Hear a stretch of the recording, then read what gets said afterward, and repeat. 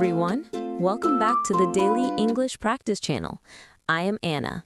And hello to our wonderful listeners. I am David. David, today is a very special day. Is it? Is it your birthday? No, it is not my birthday, but look at the time on the video. Look at how long this episode is. Wow, I see it. This is a very long episode. Yes! Today we are doing a masterclass. We are going to talk about one topic, but we are going to go very, very deep. I love deep conversations. So what is the topic for this giant episode? The topic is coffee. Coffee, my favorite subject. Specifically, how to survive in an English coffee shop. From walking in the door, to ordering, to finding a seat, to using the Wi-Fi. We will cover everything. That sounds amazing. You know, Anna, for many English learners, the coffee shop is the first place they speak to a native speaker. That is true. You get off the airplane, you go to your hotel, and then you want a coffee. But you are nervous. The menu is confusing, the baristas speak fast, it is noisy. Exactly. So today we will fix that fear. We will give you all the words you need. Okay, I am ready. Where do we start? Well, let's use our imagination. Imagine we are walking down the street.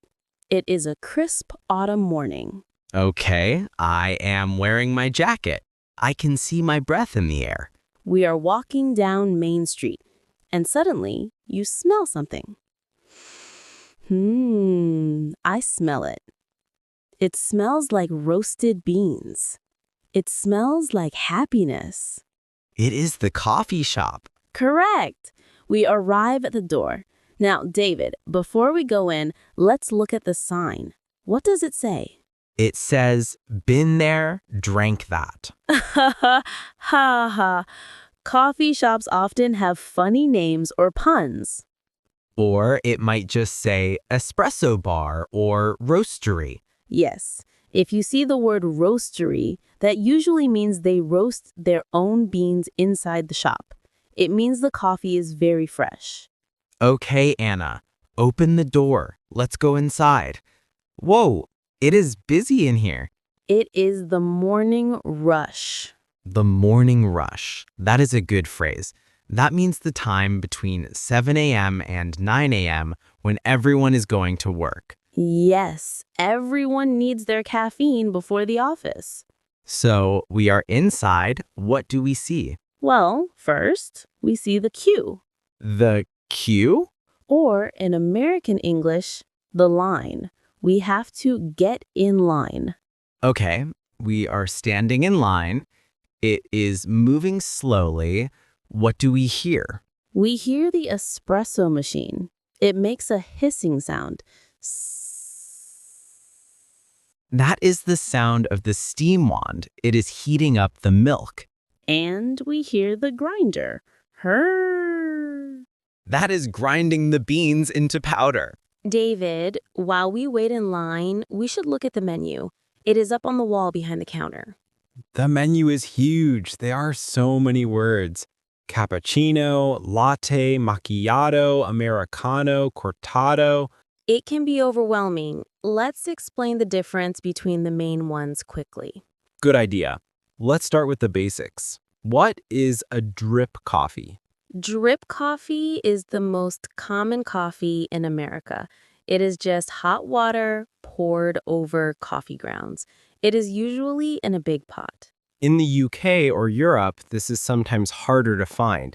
But in the US, if you just say, I want a coffee, you will get drip coffee. Black. Exactly. Now, what is an Americano? An Americano is espresso mixed with hot water. It tastes similar to drip coffee, but it is made differently. Okay, now the milky ones. Latte versus cappuccino. This is the big question. It is all about the foam. A latte has a lot of steamed milk and just a little bit of foam on top. It is very smooth. And a cappuccino? A cappuccino has less milk and a lot of thick, fluffy foam. It feels lighter. I like that word, fluffy. Yes, so if you like foam, order a cappuccino. If you like milky coffee, order a latte. And what is a mocha? A mocha is just a latte with chocolate syrup. It is basically a dessert for breakfast. Delicious. Okay, the line is moving. We are almost at the front. I am getting nervous, Anna. What size should I order? The sizes.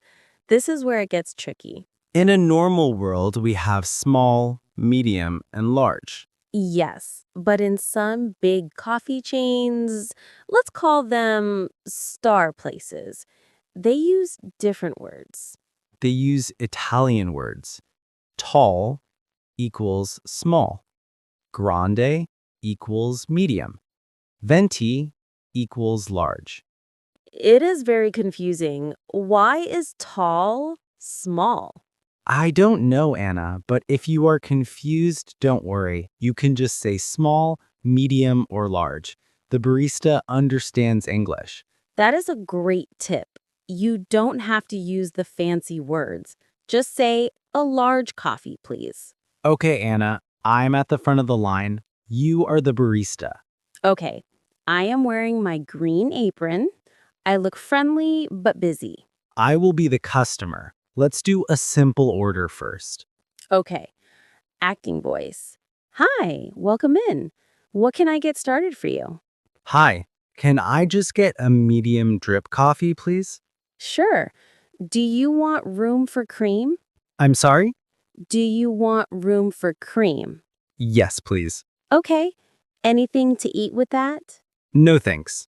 That's $3.50. You can tap your card down here. Beep. Thanks. I'll have that right out for you at the end of the bar. Thank you. Okay, stop. Let's analyze that. That was fast. It was. The first question I asked you was, what can I get started for you? That is a very common opening, or they might say, what are we having today? Or what can I get you? And you used the magic phrase, can I get? We talked about this before. Can I get is perfect, not I want. I want sounds a little bit like a child. Can I get is polite and casual. And then I asked you a strange question. I said, do you want room for cream? Yes, this is important. Room means empty space. If the cup is 100% full of coffee and you add milk, what happens? It spills everywhere. It's a disaster. Exactly. So room for cream means, should I leave the cup 90% full so you have space to add milk? If you drink black coffee, you say no room. If you like milk, you say yes, leave room. Simple. And then you paid. You tapped your card. Most places now use contactless payment. You just tap your phone or card. Okay, Anna, that was too easy. Too easy. Yes, I am an advanced English speaker. I want a complicated drink. Oh no, you are going to be that customer. Yes, I am going to hold up the line. Okay, let's talk about customizations. Customization means changing the standard order to make it special for you.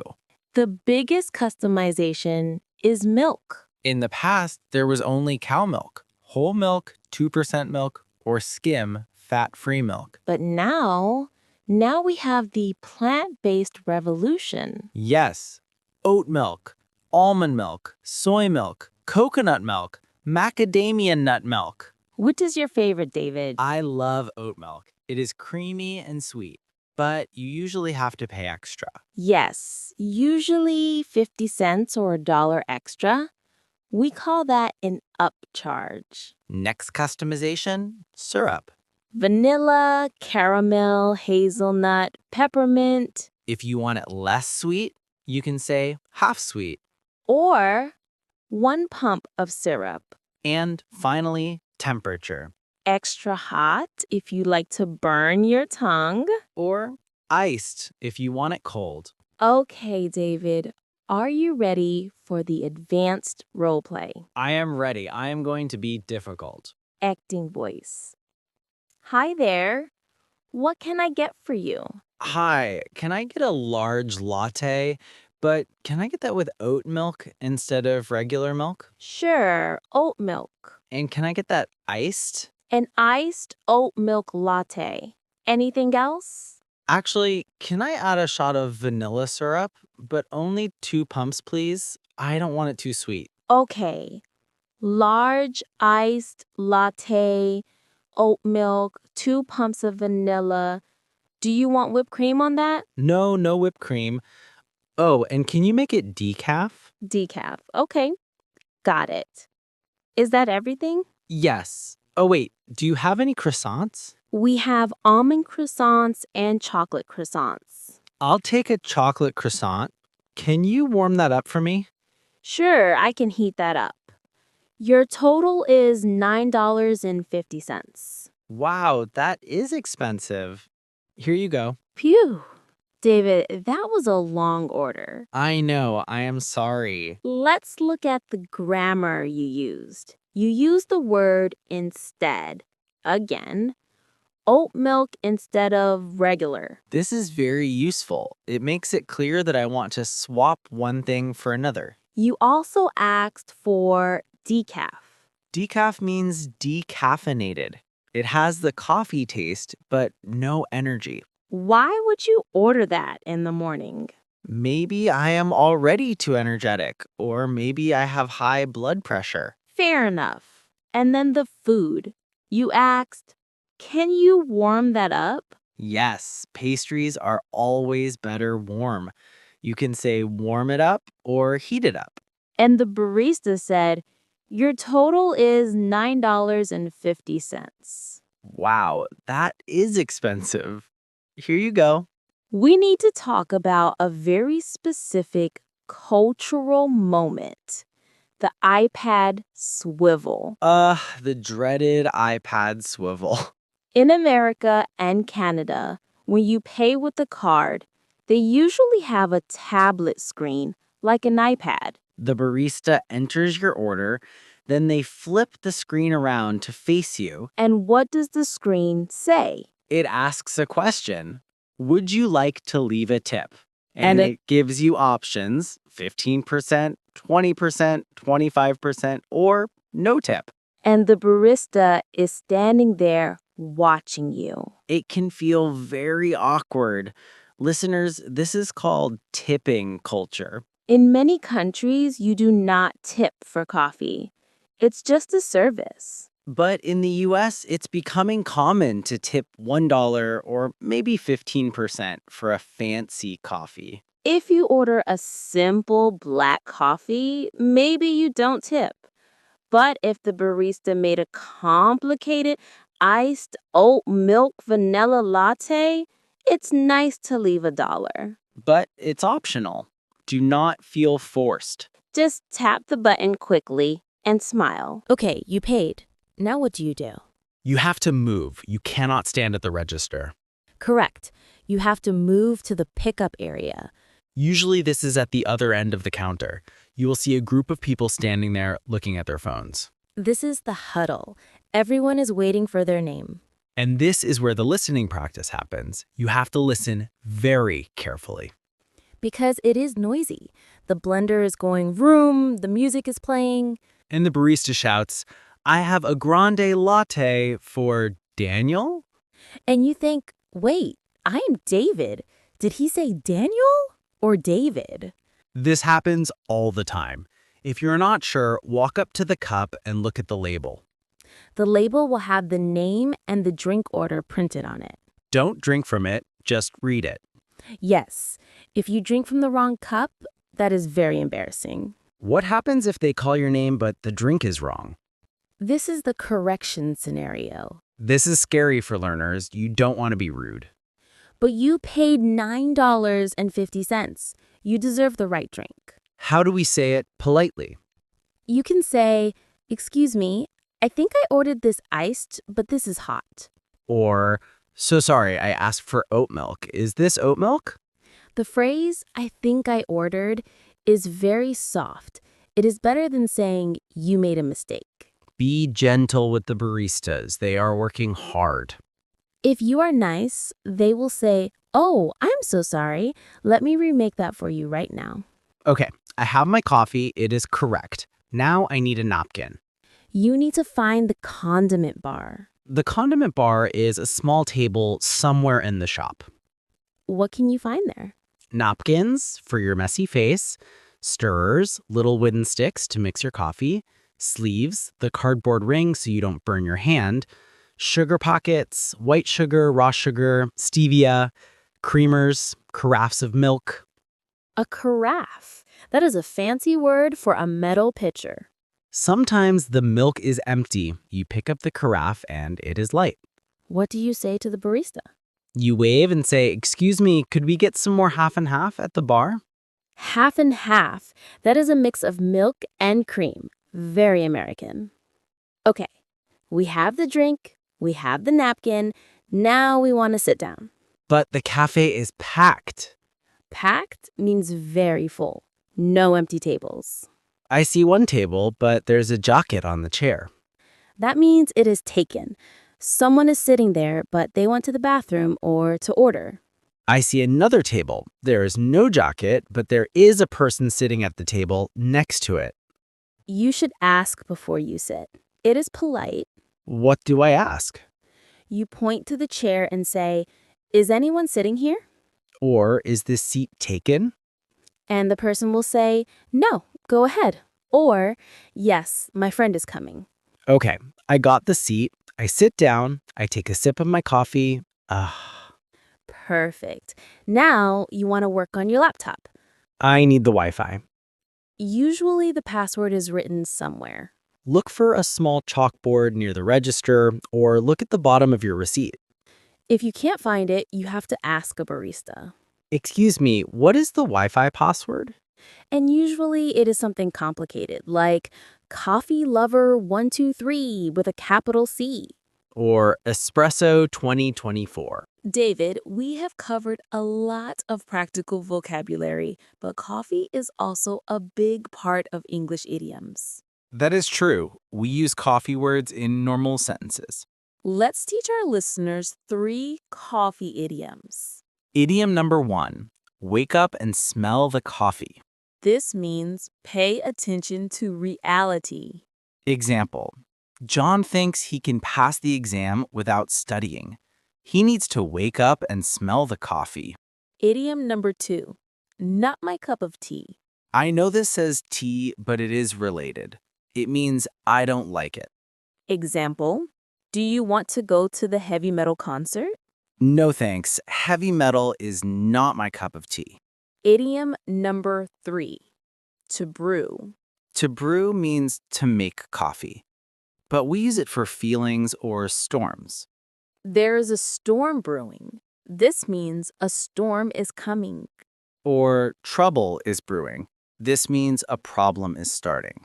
Wow, and now we have been talking for a long time. My coffee is getting cold. We should probably wrap up. Wrap up. That means to finish. So let's review the main steps for our listeners. 1. Greet the barista. Hi, how are you? 2. Order with confidence. Can I get a size? Drink. 3. Customize if needed. Oat milk, iced, no sugar. 4. Pay and tip. Don't fear the iPad. 5. Listen for your name. David, David. 5. Find a seat. Is this taken? If you can do these 6 steps, you are a coffee shop master. You are a caffeine professional. And now I have a challenge for our listeners this week. A challenge. I like challenges. I want our listeners to go to a coffee shop where English is spoken. If they live in an English country, that is easy. If they don't, maybe they can find a Starbucks or an international hotel cafe. And I want them to order in English. Even if the barista speaks their language, try to say the order in English first. Or practice the role play in front of a mirror. Can I get a latte? Can I get a latte? Room for cream? Room for cream? Practice makes perfect. And finally, our question of the day. Anna, we already asked about their favorite order. Let's ask something different. Okay. Question of the day. Do you prefer big chain coffee shops like Starbucks or small independent cafes? Ooh, the big chains are convenient. The coffee always tastes the same. But the small cafes are cozy. They have better atmosphere and usually better cake. I agree. I love a small, cozy cafe with a comfortable armchair. Let us know in the comments. I prefer big chains because, or I prefer small cafes because. This was a massive episode, everyone. Thank you for staying with us. 5,000 words of coffee talk. You all deserve a medal or a cookie. Definitely a cookie. If you enjoyed this masterclass format, please let us know. Should we do a masterclass on the airport or the doctor's office? Tell us what you want. We are here for you. Don't forget to subscribe to Daily English Practice Hit the like button. and share this with your coffee-loving friends. Until next time, keep practicing, keep learning, and keep drinking coffee. Bye, everyone. Enjoy your caffeine. Bye.